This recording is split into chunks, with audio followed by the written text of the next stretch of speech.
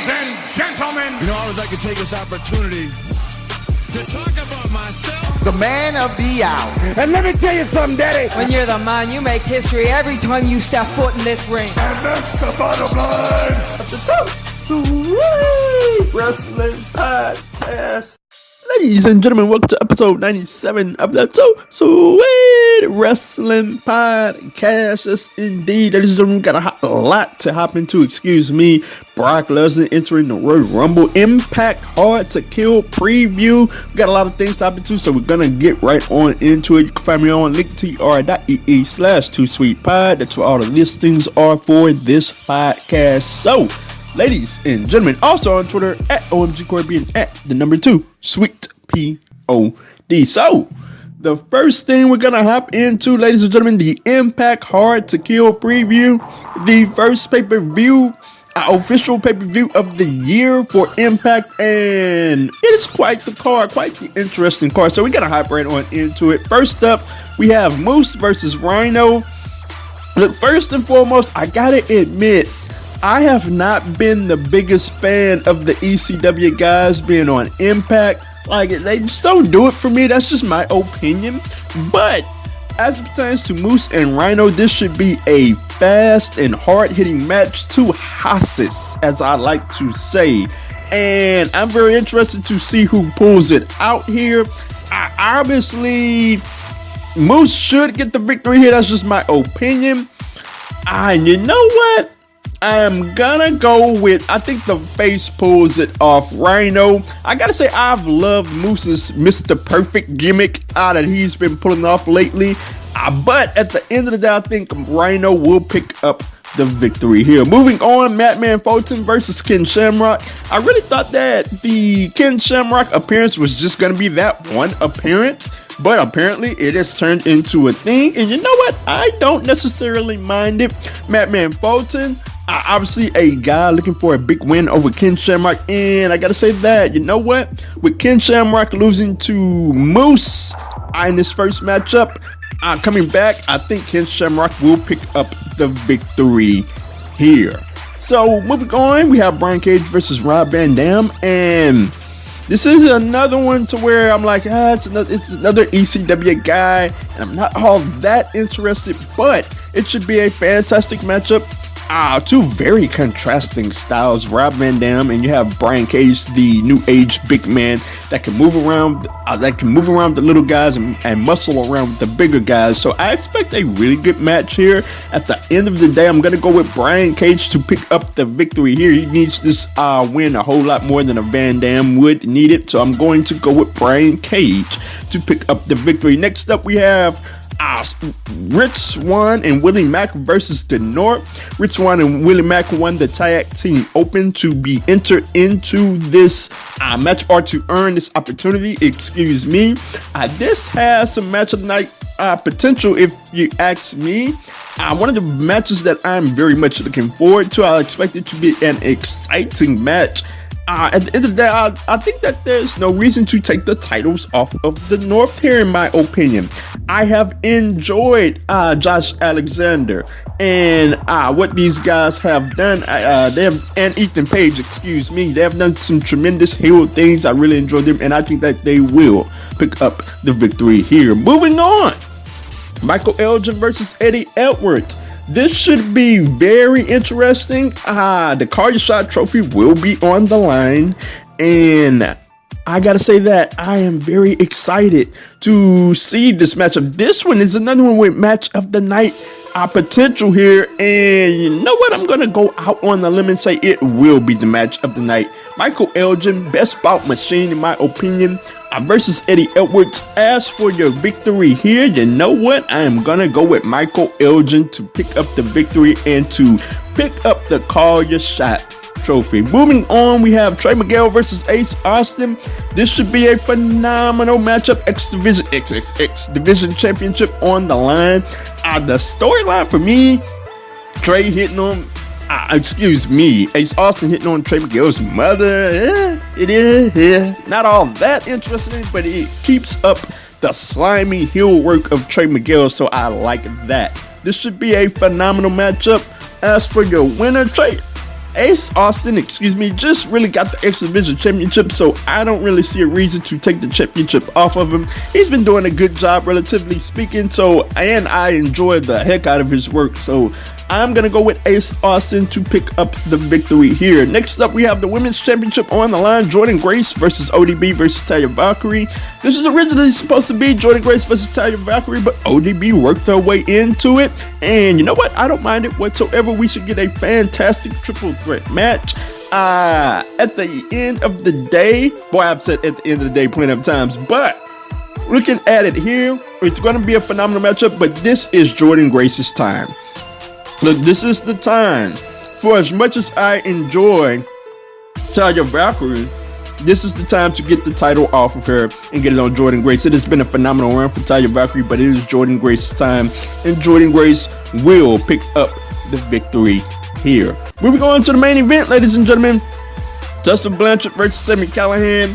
A lot of build behind this, a lot of backstory with this, with Sami Callihan and Tessa Blanchard. This is obviously the match I'm most looking forward to. And look, a lot of history at stake. And look, Impact, as I've said before, it is now or never with Tessa Blanchard. If you're gonna get on the edge of history, you might as well do it. This should be a phenomenal matchup. Tessa Blanchard and Sami Callihan has fantastic chemistry. Sami Callihan plays up the dastardly heel while Tessa Blanchard plays up the underdog face, and I absolutely love that about their rivalry. And this is it, Impact. Go on and go with it. You have time. This is your time to do it now. And I think they will go with it. Tessa Blanchard will pick up the championship win in what will be a historic moment for Impact and a historic moment for Tessa Blanchard and ladies across the world. I'm excited to see how it all plays out. So that is my Impact Hard to Kill preview. I cannot wait to see how the show turns out, and it should be a fantastic show this Sunday. So moving on, ladies and gentlemen, Brock Lesnar. And I gotta say that, you know what, Brock Lesnar came out on Monday Night Raw, and I'm sitting there thinking, okay, you know what, who's gonna interrupt Brock? How's this gonna go down the Royal Rumble? Who's he gonna face off with at the Royal Rumble? And we get the surprise that no, there will not be a championship match at the Royal Rumble. Brock Lesnar will be entering the Royal Rumble #1 overall. And I gotta say that, how does that, I've had this question since Monday. How does that make the pay-per-view better? It doesn't, in my opinion. Look, from the standpoint of, I heard a lot of people saying, well, Brock could win and he could challenge Bray Wyatt. We could have a double championship match. And the only problem with that is that's never going to happen because we have a brand split. Like, you're going to have to live with something. If that goes down, you're going to have to live with something that you don't like. Either the brand split is going to end, which it's not, or you're going to have a double champion and we're going to only have 2 championships on one show. One show is going to be without a championship. So none of that is happening. So I have no reason to believe that Brock Lesnar is going to win the Royal Rumble. Now we look to the other reasons why people are saying it's exciting. For me, with the Royal Rumble, there's no championship on the line. Brock isn't defending his championship, so I'm upset about that. But there are people saying, you know what, this could set up the WrestleMania matchup. There are a lot of people that could eliminate Brock Lesnar. And you know what, I get that, but here's what's gonna happen. Mark my words. We're making all these fantasy booking scenarios, and Cain Velasquez is gonna knock out Brock Lesnar in the Royal Rumble, and we're gonna be stuck with Cain versus Brock 2 at WrestleMania. I don't know how it goes down, but that's what's gonna happen. Look, I would much rather have somebody like a Brock Lesnar versus Drew McIntyre at Royal Rumble as opposed to Brock Lesnar entering the Royal Rumble. Or let's set up his WrestleMania match some other way, man. Look, there's obviously, it could be exciting. Somebody exciting could eliminate Brock Lesnar, but I'm not getting my hopes up high for it. We'll see how it turns out. Some people like it. Obviously, I don't, but I'm willing to give it a chance. I'm willing to see how it turns out. Moving on, ladies and gentlemen, it was the night of returns or debuts for SmackDown last Friday. And the first of which, well, I don't know if it was the first of which that happened in its order, but the first of which I'm going to talk about is John Morrison. Man, what a waste of a debut. They had him just show up backstage in front of Miz's locker room, gave an interview, and gave like a minute interview, and that was it. I had to look up because I thought it was somebody else at first, and I'm like, wait, whoa, that's John Morrison. And first thing I said was, man, they're gonna debut him like that? And like, there are a lot of people saying, well, let it play out. And I'm here to say, look, you can only have one debut, and sometimes debuts are huge, man. And I was the first to say, you know what, they should have saved it for the Royal Rumble. And a lot of people are saying that, you know what, he wasn't going to win the Rumble anyways, so why debut him at the Rumble? Look, AJ Styles wasn't going to win the Rumble, and we still talk about that like that is one of the greatest debuts in recent wrestling history, because it was. And we could have had that with John Morrison. We could have had a huge debut. He would have got a huge pop because people do remember him, and they could have maintained that momentum and catapulted it into something as we headed into WrestleMania.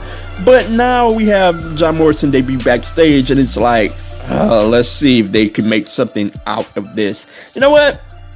I'm not with John Morrison and The Miz. Now, a lot of people want to see them back together because they did some awesome things together, but I think that they are better apart as singles wrestlers. I like to see them get built up, back up as singles wrestlers, and then maybe down the line we can have a reunion. You know what? I'll see how it plays out going forward, but it's looking like it is going to be John Morrison and The Miz together as a tag team. We'll see.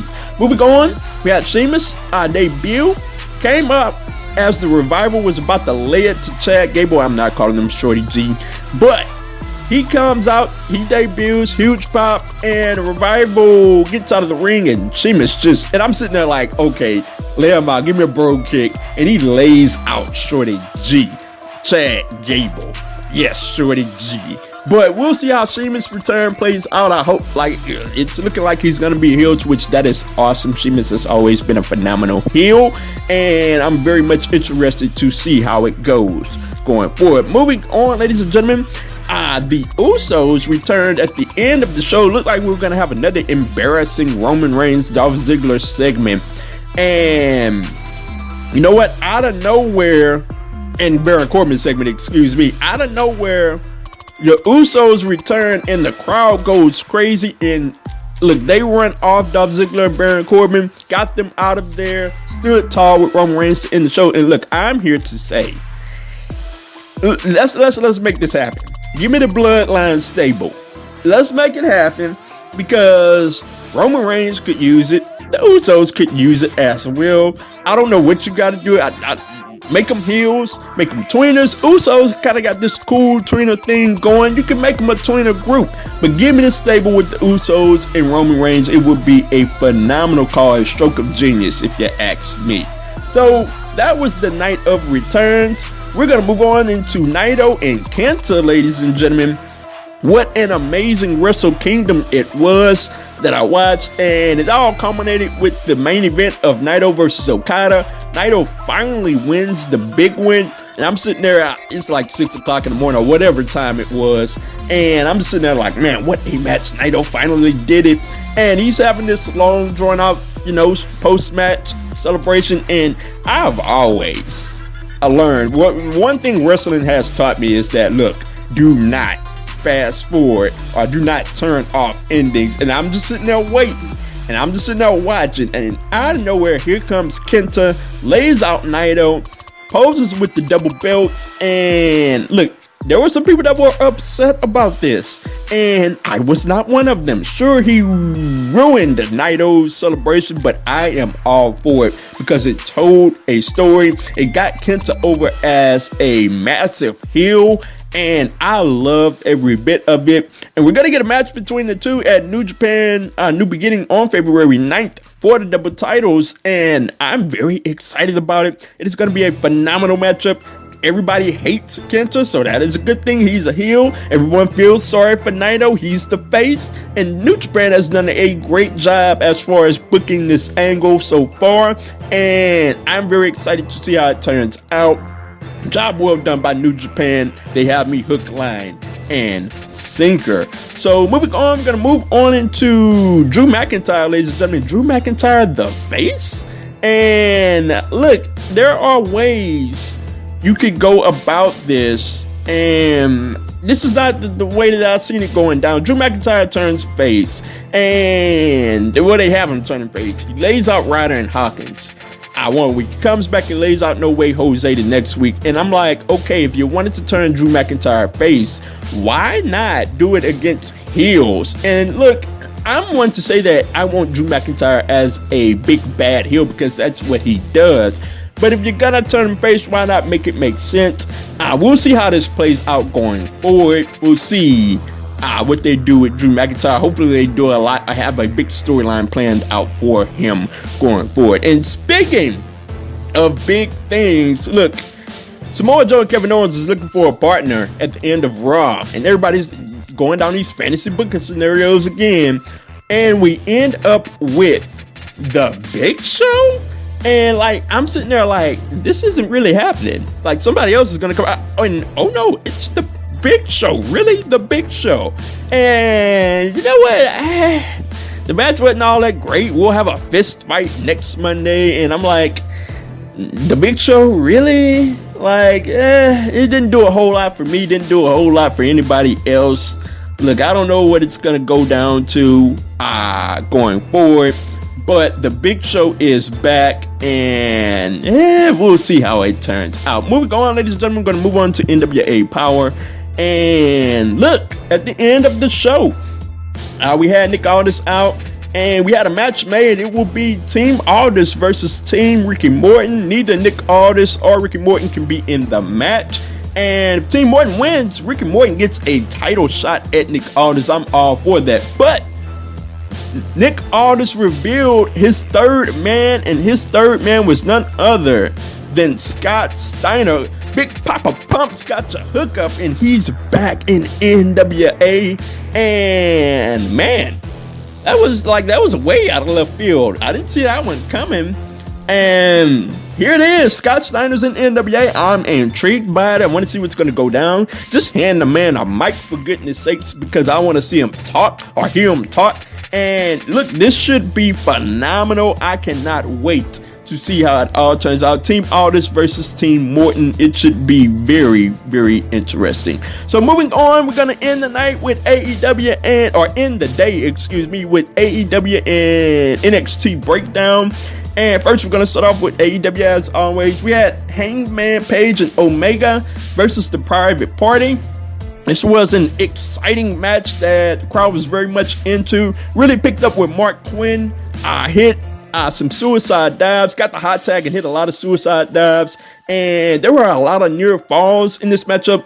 But one thing I will criticize was that the execution was off a little bit in this matchup from Hangman Page and Kenny Omega. At the end of the day, Hangman Page and Omega picks up the win.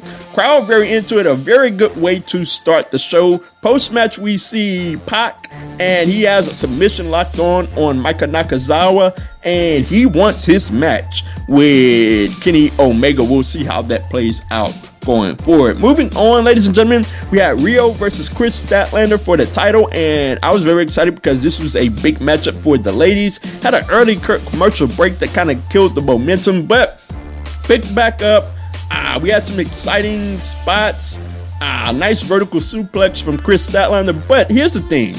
Awesome Kong comes out, the Nightmare Collective comes out, and it completely ruins the match. Way too much interference.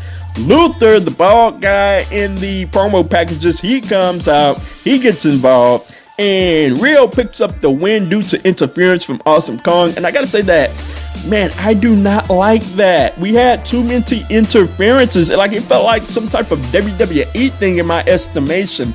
And I get that they're trying to build a storyline here, but they could have had an excellent matchup with Rio and Chris Statlander, and the extra stuff could have came after the match. That's just my opinion. I did not like it whatsoever. It really killed the match in my estimation. Next up, we had Daniels versus Sammy Guevara, and this one just never got into second gear. We had more interference. Pentagon I interrupted Christopher Daniels. That gave the win to Sammy Guevara, and I never really got into the match. It wasn't interesting. We had another interference after the previous interference. So after the match, the Dark Order comes down, and for me, why I can't get into them is because they are just not imposing. They're not intimidating. They offered Christopher Daniels a spot in the Dark Order. He turned them down, and we had the beatdown being laid on Christopher Daniels. SCU comes out, and the Young Bucks come out. They make the save, and they stand tall. We'll see what type of storyline goes forward with that. Next up, we had the Rhodes Brothers versus the Lucha Bros, and this was at a spot to where the show really needed some saving, and this was a really good match. Cody got a hot tag in this match with a dope Hurricane Rana, and the crowd was just hot for this one. At the end of the day, Dustin hit the Dustin Destroyer. That's what I'm here to call it. And he would go on eventually to pick up the victory for the Rhodes Brothers. And this was a really good match. Really got the show back up where it needed to be. And after the match, we had a promo from old on Anderson AA, baby. He talked about MJF said who died and made him God to make all these stipulations. Said that Cody Rhodes wants the match and that they would talk later. Right after that, we had MJF come down and called Cody a coward and a lot of other things. This brought out DDP, and DDP really took too long to get to his point, and I really started to get taken out of the promo because of DDP. So this MJF brought down the Butcher and the Blade. They tried to attack DDP. They took some diamond cutters for their troubles. MJF laid the low blow on DDP, went for the beatdown. QT Marshall made the save. So, I didn't really like that promo. MJF really had the promo to where he was talking about Diamond Dallas Page's daughters. That was kind of funny. But other than that, the promo just drug on the segment, just drug on and on and on in my estimation. Next up, Jurassic Express versus the Best Friends, and this was a really good match. Marco's stunt was largely over. The crowd loved them some Marco's stunt. Luchasaurus had a phenomenal stretch in this match to where he cleaned house. The crowd loved them some Orange Cassidy as well. But the spot of the match was Luchasaurus throwing Marco's stunt, literally throwing them into the Best Friends. The Jurassic Express would go on to pick up the victory here. So as we close the show, we would close with Chris Jericho's promo, and that brought out Jon Moxley, and everybody's like, what's gonna happen? Is he gonna join? Isn't he gonna join? And he joins the Inner Circle, and this one really drug on for me. At first I liked it, but the segment just drug on and on because they were trying to stall time until we got to the end of the show, and I'm like, okay, something's gotta happen here. Clearly, Jon Moxley, they have the bubbly, and Jon Moxley says, hey, yeah, I'm just kidding. Cracks Chris Jericho over the head with the bottle of champagne, and he stands tall. I like the progression of the angle, but the segment itself, they just kept dragging on and on and on. I'm like, come on, just get to the point. As for AEW itself, man, they really veered away from simple, and they really veered into a territory to where I gotta say that this was probably their worst show because they veered away from their product as far as being simple, and they had a lot of extra stuff going on in this show. Still some good matches, still some good hard-hitting action. Just keep it simple next time. Moving on to NXT, ladies and gentlemen, we start off with Rhea Ripley, the champ. She had a promo, and she was interrupted by Toni Storm. She wanted a shot at the title. Then she was interrupted by Kaylee Ray. Then that brought out Io, Bianca Belair, and Candice LeRae. They all wanted a shot at Rhea Ripley's title. And I don't like the interruption promos. That felt very WWE Raw-ish to me, but at least it had a purpose. A fight broke out, and we had a Teddy Long player. We had a tag team match, a three-way tag team match after that. Toni Storm, Candice LeRae, Rhea versus Io, Kaylee Ray, and Bianca Belair. This was a phenomenal match, and I enjoyed every bit of it. I enjoyed the tension in the match. Io knocking Bianca Belair off of the ropes, and the crowd was very much into this. Candice LeRae hit a sweet reverse Rana in this match, but at the end of the match, Io would turn on Bianca Belair, and Rhea Ripley would go on to pick up the victory over Bianca Belair. This was a well-fought match. We will have a battle royal to determine the number one contender. I think that will be next week on the show. And moving on, ladies and gentlemen, we had the Forgotten Sons versus Imperium. And this was a fast-paced match.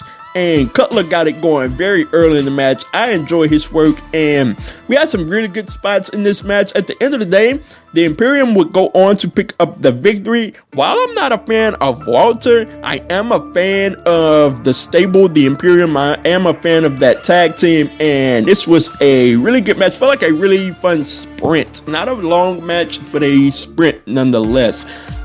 The Imperium moves on, and thank goodness that was the right winner to choose here. Next up, we had Joaquin Wilde versus Austin Theory. There was not a lot to break down in this match because it was very much a showcase for Austin Theory. Not a squash match, but a showcase to show off Austin Theory. Joaquin Wilde got some stuff in, but Austin Theory picks up the victory here. A very quick match. And we'll see what they do going forward with Austin Theory. I'm very interested in that guy. Moving on, we had Gallus versus Kyle O'Reilly and Bobby Fish. This was an interesting match. We had some quick tags by Gallus. Really reminded me of the Horsemen. Quick tags and doing damage left and right. I really loved the Mark Coffey hot tag. He had a hot tag. He ran wild. He had a Uranagi, a sweet Uranagi for a near fall. At the end of the day, a phenomenal matchup, but Adam Cole gets involved, giving the Undisputed Era the victory. This is a case to where I liked interference. We had two champions going up against each other, so neither one of them could afford to take a clean loss. So I welcomed the interference that time around. It was simple. It was well done. The Undisputed Era picks up the victory. Next up, we had Johnny Gargano out. He was out for a promo, and we had fiery Johnny Gargano. We don't necessarily see that all of the time, so I appreciate it when it does come out. He talked about how he stayed whenever he got the call up. Finn Balor left, and they held it down without Finn Balor. Said that they didn't need Finn Balor to succeed. This brought out Finn Balor, and we had ourselves a match made. At NXT Portland, it will be Johnny Gargano versus Finn Balor. I am very excited for that one. I'm very excited to see how that goes down. Very much should be a match of the year candidate. So I'm excited about that. We would move on. Mia Yim versus Kaden Carter. Last time we saw Kaden Carter, I think it was Bianca Belair, and that match was a squash match. I always wanted to see more because she's a very talented lady, and we got to see a little bit more here. Mia Yim picked up the victory, but it was a competitive match. So I very much enjoyed that. A quick match, but a competitive match nonetheless. The right person won, but the story was the aftermath. Chelsea Green runs in out of nowhere, takes out Mia Yim, and Robbie E, formerly of Impact Wrestling, now Robert Stone, looks like he's going to be managing Chelsea Green, and you know what? I'm very much interested in it. It's pretty weird, but you know what? I'm here for it. I'm going to give it a shot. I'm going to see how it turns out, and I'm very much interested into Chelsea Green. She's a phenomenal worker. And it was a very well done segment. Moving on to the main event, ladies and gentlemen. Keith Lee versus Damian Priest versus Dijakovic versus Cameron Grimes. Number one contendership for the North American Championship is on the line. And this was a phenomenal match. We had some sick Keith Lee spots. What else is new? The Keith Lee powerbomb of Priest onto Dijakovic. That was sick. The Keith Lee double choke slam was sick. And I gotta say, another spot I enjoyed in this match was the Cameron Grimes Spanish Fly on Keith Lee. This was a phenomenal match all the way around. At the end of the day, Keith Lee picks up the victory. This was the absolute right choice. I thought they should have went with Keith Lee, to be honest, when it was Keith Lee trying to get the number one contendership for the world title. But they go with Keith Lee here. He's the number one contender for the North American Championship, and I'm excited to see how that match goes on. Keith Lee picks up the victory here. And that is it for NXT. And ladies and gentlemen, that is it for this podcast. What an amazing show. And I'm looking forward to Impact Hard to Kill. I'm looking forward to see how this Brock Lesnar stuff plays out. We will see how it goes down going forward. Let me know all of your thoughts on Twitter at OMGCoreyB and at 2SweetPOD.